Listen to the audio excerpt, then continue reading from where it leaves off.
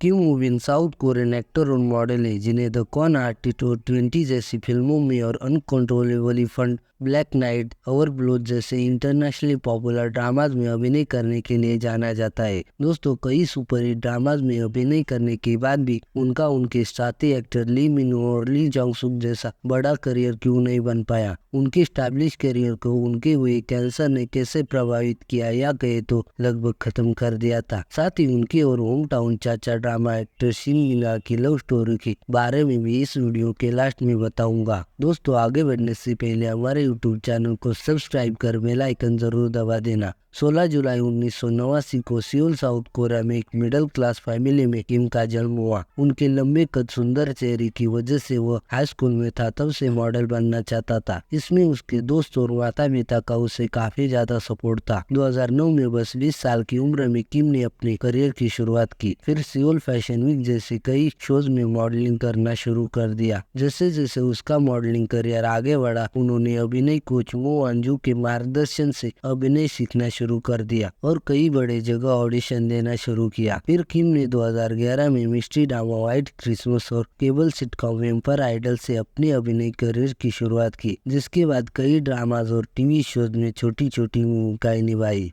किम वू बिन का ब्रेकआउट साल 2013 में 2 हिट ड्रामाज और एक सुपरहिट फिल्म के साथ आया। दिसंबर की शुरुआत से 2013 के अंत तक उसने हाई स्कूल ड्रामा स्कूल 2013 में अभिनय किया, जिस ड्रामा में वो ली जंग सुक के साथ दिखाई दिए। ये ड्रामा हिट रहा और इस ड्रामा के लिए किम को एशियन स्टार अवार्ड में सर्वश्रेष्ठ नए अभिनेता पुरस्कार से सम्मानित किया गया। उसी साल उन्हें किम नंग सुक के किशोर ड्रामा द इयर्स में सेकंड मेन लीड के तौर पर कास्ट किया गया, जिनमें वह ली मिन हो और पार्क शिनाई के अपोजिट दिखाई दिए। ये ड्रामा कोरिया के साथ साथ इंटरनेशनल पॉपुलर हुआ, जिस ड्रामा में किम के नरम दिल बैड बॉय टाइप के किरदार को लोगों ने काफी पसंद किया और फिर यही से किम की पॉपुलैरिटी में काफी बढ़ोतरी हुई, जिसके बाद उनके ब्रांड वैल्यू में काफी वृद्धि देखी गई। फिर यही से उसे काफी एड्स के ऑफर्स भी आने लगे और साथ ही फिल्मों के भी। अभिनेता को पहली बार King Friend the Great Legacy film में मेन लीड के तौर पर एक्टिंग करने का मौका मिला, जो फिल्म कॉन्ग गुत्ताक की 2001 की बॉक्स ऑफिस की ब्लॉकबस्टर सीक्वल थी, जिसमें ग्रुप के एक युवा सदस्य के रूप में उनके चित्रण को काफी सराहा गया। तब एक इंटरव्यू में उनसे अब तक के अभिनय एक्सपीरियंस और पूछा गया तो उन्होंने कहा था कि मुझे अभिनय करना काफी अच्छा लग रहा है और इसे मैं काफी एंजॉय भी कर रहा हूँ। शायद मुझे इससे प्यार हो गया है। बात करते हुए आगे कहा कि मॉडलिंग के बाद अभिनेता के तौर पर मेरे करियर को आगे बढ़ाना मेरी लाइफ का सबसे अच्छा डिसीजन था।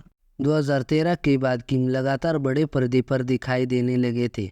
जनवरी 2014 में Kim crime thriller film the Con Artist और 2015 में 20 फिल्म में मेन लीड एक्टर के तौर पर दिखाई दिए। लोगों ने दोनों फिल्मों को काफी पसंद किया और दोनों फिल्में हिट रही। 2015 में किम को प्रशंसित पटकथा लेखक ली किम द्वारा लिखित मेलोड्रामा अनकंट्रोलेबली फंड में पहली बार मेन लीड एक्टर के तौर पर काम करने का मौका मिला, जो ड्रामा जुलाई 2016 में प्रीमियर हुआ। इस ड्रामा की स्टोरी काफी इमोशनल और रुला देने वाली थी, जिसमें वह बेसुजी के साथ दिखाई दिए थे। जिसके बाद इस ड्रामा को विकी ऐप और नेटफ्लिक्स पर रिलीज किया गया तो इसे काफी ज्यादा लोगों ने पसंद किया।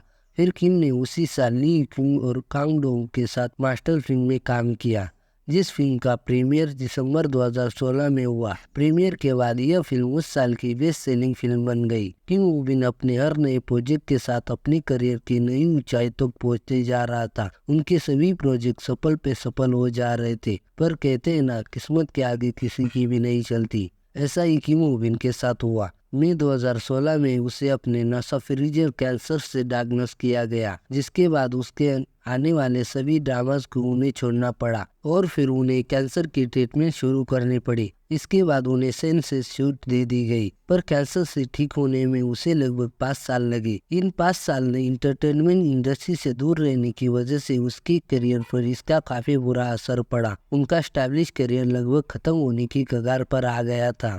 किम को फिर 2022 में री जिन चोल और किम तायरी के साथ एक्शन फिल्म इलिनॉय में काम करने का मौका मिला। इस फिल्म से उसने लगभग 5 साल बाद इंडस्ट्री में अपनी वापसी की। इंडस्ट्री में उसकी वापसी काफी अच्छे से हुई और फिर उसी साल किम ने न्यू किंग के टेलीविजन ड्रामा और ब्लूज में सह अभिनय किया, जो ड्रामा 2022 के सबसे सफल ड्रामाज में से एक रहा। जो ड्रामा जेजू आइलैंड के कुछ लोगों के मिट्टी और कड़वे जीवन के इर्द गिर्द घूमता रहता है। इस ड्रामा में वह उनकी गर्लफ्रेंड शिन मिना के साथ सह अभिनय करते हुए दिखे। साल 2023 के खत्म होने के साथ उनके रिलेशनशिप को पूरे 9 साल पूरे हो चुके हैं। वो दोनों पहली बार 2014 में कमर्शियल एंड की शूटिंग पर मिले थे, जिसके बाद उनमें कई बातें हुई। कई बार मिलने के बाद उन्हें एक दूसरे से प्यार हो गया। उन्होंने अपने रिलेशनशिप का खुलासा 2015 में ही कर दिया था। दोस्तों, जब किम वू बिन अपने कैंसर का इलाज कर रहे थे तब शिन मिना उसके साथ रही। शिन मिना ने किम वू बिन के साथ रहने के लिए 2 से 3 साल का इंडस्ट्री से ब्रेक ले लिया था। किम को कैंसर से ठीक होने में उसने काफी मदद की। उन दोनों को हमेशा एक साथ घूमते हुए देखा जाता है। वो दोनों अभी भी साथ रहे। एक दूसरे को सपोर्ट करने के लिए फिल्म के दौरान वो एक दूसरे को कॉफी ट्रक भेजते। शिन मिना को सपोर्ट करने के लिए उसकी नई फिल्म की VIP स्क्रीनिंग में किम ने भाग लिया और एक सार्वजनिक उपस्थिति दर्ज की। ऐसी बहुत सी बातें हैं जो दर्शाती कि वो एक दूसरे को कितना सपोर्ट करते हैं, इसलिए वो कोरिया के आइडल कपल में से एक है।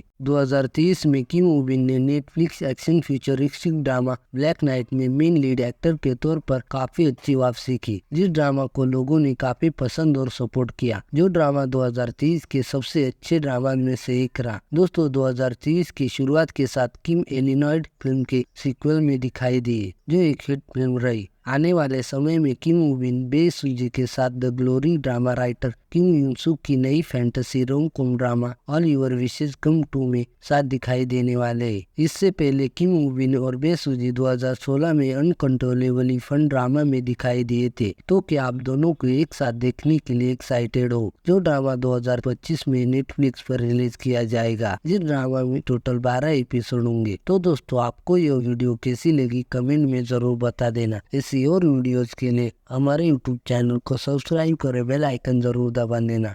मिलते अगले वीडियो में, तब तक के लिए बाय बाय।